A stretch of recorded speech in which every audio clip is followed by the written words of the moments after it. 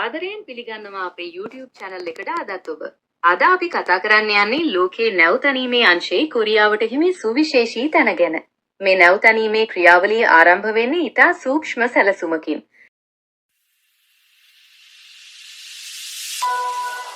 ඉන්පසුව විශාල වානේ තහඩු එකතු කරමින් නැවේ කොටස් අච්චු ගැසීම සිද්ධ වෙනවා. මේ විදියට හදන කොටස් එකින් එක එකතු කරමින් විශාල වැල්ඩින් ක්‍රමවේද වලින් නැවේ ආකෘතිය ගොඩනැගෙනවා.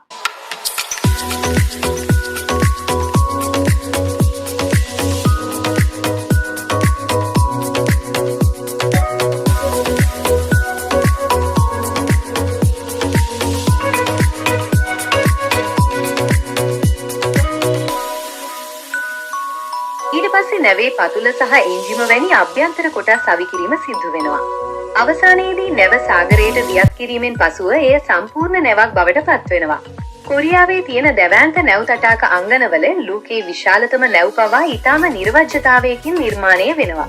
දැවැන්ත දොම්කර භාවිත කරමින් නැවේ අතිවිශාල කොටස් එකට එකතු කිරීමේ කාර්යය ඊටම දක්ෂ ලෙස සිදු වෙනවා.